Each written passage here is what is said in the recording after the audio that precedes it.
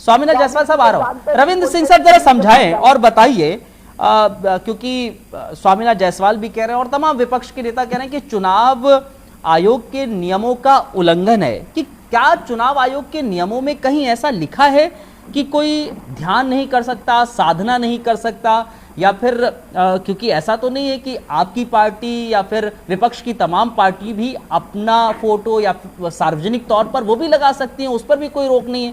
BJP तो ये कह रही है कि आप लोग जितना विरोध करेंगे उतना ज्यादा उनका प्रचार होगा, उतना ज्यादा उनका जो प्रधानमंत्री का वोटर है वो उनकी तरफ आकर्षित होगा जितना विरोध होगा। क्या हमसे पूछ रहे हैं? नहीं, रविंद्र जी से। भारत में केवल एक व्यक्ति है जिसने एंटायर पॉलिटिकल साइंस से पीजी किया हुआ है। अब अगर उसको साधना का मतलब पढ़ना हो तो सामवेद पढ़ ले, उसमें साधना का पूरा परिभाषा दी गई, साधना क्या चीज होती है, स्पष्ट हो जाएगा। इनको ऐसा करना ही था क्योंकि अफगानिस्तान, पाकिस्तान, मुस्लिम लीग, विरासत टैक्स, भैंस, मंगलसूत्र, मुजरा, इसके बाद उनको प्रायश्चित करना ही था। तो प्रायश्चित करने पहुंच गए। प्रायश्चित करने के लिए भी उन्होंने बहुत उचित स्थान चुना है। मैं बता रहा हूं कैसे।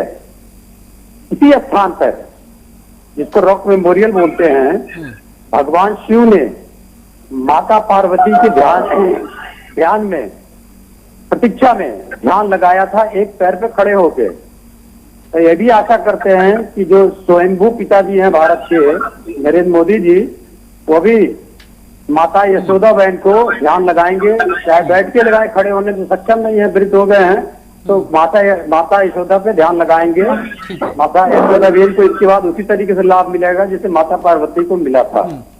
अब आते हैं नरेंद्र मोदी जी के पॉलिटिकल इवेंट का।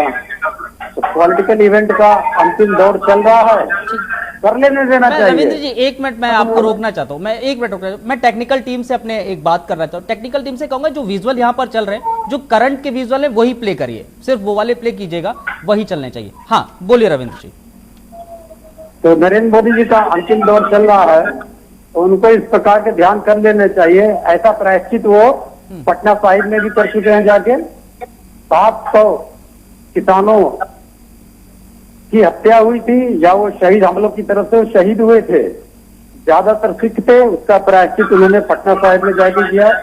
फिर काशी जी में जाके प्रायश्चित किया कि बनारस के विकास के नाम पे 1000 से ज्यादा मंदिर गिरा दिए हमारे पूज्य शंकराचार्य जी महाराज चाहते हैं। उसका प्रायश्चित उन्होंने काशी जी में जाके कर लिया। अब जाके माता यशोदा बहन के लिए प्रायश्चित करने के लिए पहुंच गए रॉक मेमोरियल पे। तो करने देना चाहिए। अब वो प्रायश्चित के दौर में है। 4 तारीख को उनका प्रायश्चित का आहुति हो जाएगी। मेरे सवाल का जवाब नहीं आया रविंद्र जी। मेरा सवाल ये था कि चुनाव आयोग के नियमों का उल्लंघन, आप लोग कह रहे हैं कि चुनाव आयोग के नियमों का उल्लंघन हुआ है। चुनाव आयोग के नियम कहां पर यह लिखा हुआ है कि कोई व्यक्ति साधना या ध्यान नहीं कर सकता? क्या ऐसा कहीं लिखा हुआ है चुनाव आयोग के नियमों में? मैंने आपको उत्तर दिया, आपने सुना नहीं।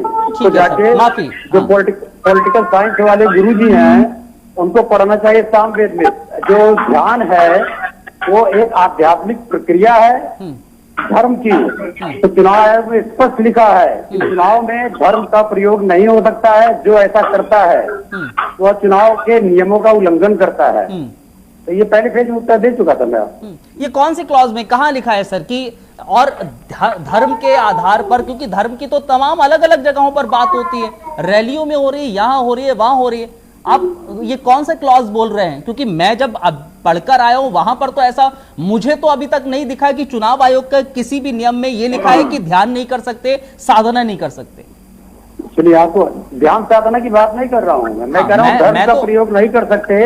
इसी क्लॉज के तहत में योगी आदित्यनाथ ने जब अली और बजरंग बली किया था तो उनको 72 घंटे के लिए रोक दिया था।